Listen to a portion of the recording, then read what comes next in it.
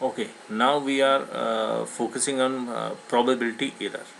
तो probability error क्या होता है एक्चुअली, जैसे हम वो निकालते थे ना, स्टैंडर्ड डेविएशन में निकालते थे कि 3 इंटू स्टैंडर्ड डेविएशन, उसमें 99.9 समथिंग डेटा आते थे। ऐसे प्रोबेबिलिटी एरर्स में भी क्या है, ये कोफिशिएंट ऑफ कोरिलेशंस के लिए प्रोबेबिलिटी एरर्स हम यूज़ करते हैं। एरर्स और coefficient correlations is an amount which is added और subtract from the correlations of coefficient product amount within the which the characters can be even that coefficient of correlations from the series selected at the random is fall। तो हम क्या करेंगे कि जब हम एक बार आपका R निकाल देंगे तो उस R के लिए हम PE वैल्यू निकालेंगे कि प्रोबेबिलिटी एरर्स क्या है। PE जहाँ R coefficient of correlation and numbers of pairs of observation जितना है। तो अब हम क्या करेंगे, ये एक तरह की लिमिट बताता है आपका कि अगर हम आर के साथ प्लस माइनस पीई करें तो what number of the items with in that framework, उसमें कितने आइटम्स आ सकते हैं। तो ये लिमिट बताता है कि the limit of populations correlations coefficients are is equal to plus minus PE. ये हम बाद में करेंगे, ठीक है। पहले हम आर निकालेंगे, फिर हम पीई की वैल्यू निकालेंगे और प्लस माइनस करेंगे उसको जो भी है। तो जितने भी पी की वैल्यू को अगर आप प्लस माइनस करेंगे तो हम ये देखना चाहेंगे कि कितने आइटम्स उसके अंदर आ रहे हैं, कितने ऑब्जर्वेशन उसके अंदर आ रहे हैं। तो इसका है number first, if the value of R is less than the probability errors, is R is less than the probability error, the value of R is said to be not significant. ठीक है, इसका मतलब are आपने अच्छा सही नहीं निकाला। अगर by the R always be more than the probability errors, ठीक है। तो अगर आपका प्रोबेबिलिटी एरर से कम है, it's mean there is a nothing is to be significant. Second one, when the value of R is more than the 6 times of the probability errors. अगर R की वैल्यू प्रोबेबिलिटी एरर्स के 6 time ज़्यादा है, यानी कि 6 गुना है, तो 6 गुना है तो इसका मतलब क्या हो जाएगा कि आपके जो नंबर ऑफ आइटम्स हैं वो are is the significants with their values. When the value of R is more than the 6 times of the probability errors, R is more than the 6p, the value of R is said to be significant। इसका मतलब ये बिल्कुल सही आपने जो calculation करी है वो बिल्कुल सही है, और जो R निकल रहा है वो R एक्चुअली में उस वैल्यू को रिप्रेजेंट कर रहा है। Third one, if the probability error is less than the 0.3 and R is less than the PE, then the correlation should not be considered at all. अगर ये सिचुएशंस आती हैं, आर अगर प्रोबेबिलिटी एरर आपका 0.3 है and R is less than the P, दोनों conditions अगर है तो इसका मतलब there should not be consideration at all. ये आर किसी भी तरह से इस वैल्यू को रिप्रेजेंट नहीं कर सकता और आप दोबारा से आर की वैल्यू निकालेंगे, ये किसी काम का नहीं है जो आपने किया, अगर ऐसा होता है तो। And fourth one, if the probability error is small and correlations coefficient is more than the 0.5, then the correlation is definitely existing। ठीक है क्या, if the probability error is small and अगर probability error छोटा है and correlation coefficient is more than the 0.5, अगर आपका coefficient of correlations 0.5 से ज़्यादा है तो इसका मतलब there is a 101% existence of R. इसका मतलब वो आपका एग्जिस्टेंस है कहीं ना कहीं, ठीक। And fifth one, if the probability error is small, अगर प्रोबेबिलिटी एरर आपका छोटा है and the coefficient of correlation is more than the 0.75, तो R is highly significant. It's mean कि आर आप प्रोबेबिलिटी एरर छोटा है आर से, पहली कंडीशन फुलफिल हो गई, ठीक।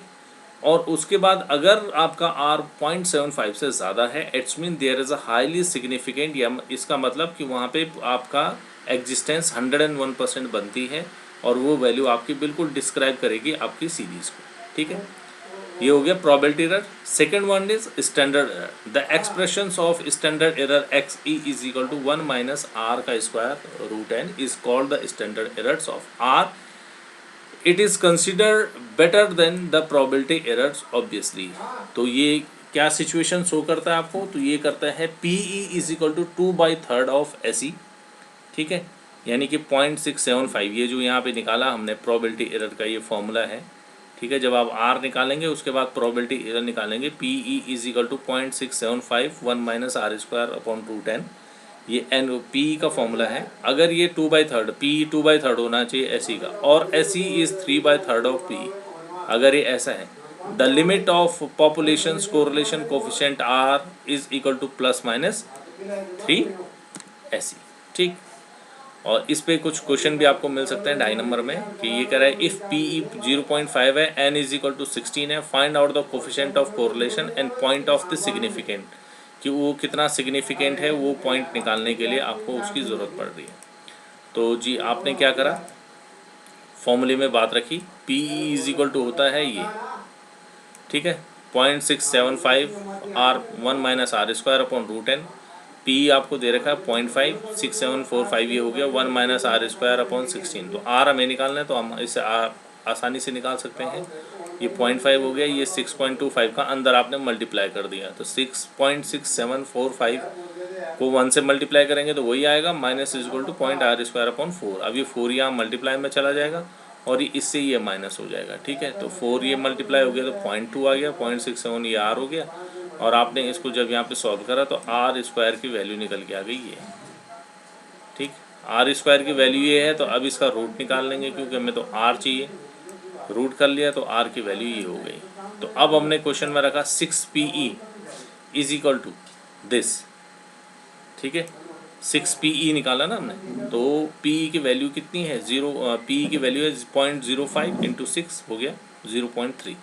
अभी 0.3 है और ये है 0.84, इट्स मीन R की वैल्यू है 0.84, 6PE की वैल्यू है 0.3, it's mean since R is more than the 6 time of probability error, the value of R is significant। इसका मतलब कि जो R है वो completely agree करता है जो आपने जो भी ऑब्जर्वेशन दिया है उसको। ठीक है, अगेन अनदर क्वेश्चन इज, आपको प्रूव करना है R इज सिग्निफिकेंट और नॉट, कि R आपका सिग्निफिकेंट है या नहीं है। इसमें n इज इक्वल टू 16 दे रखा है, p इज इक्वल टू दे रखा है आपको 0.25। ठीक है, यानी कि PE या SE की वैल्यू भी बता सकते हैं उसको, 2/3 जिसको बोलते हैं, 6.745 2/3 भी बोलते हैं उसको।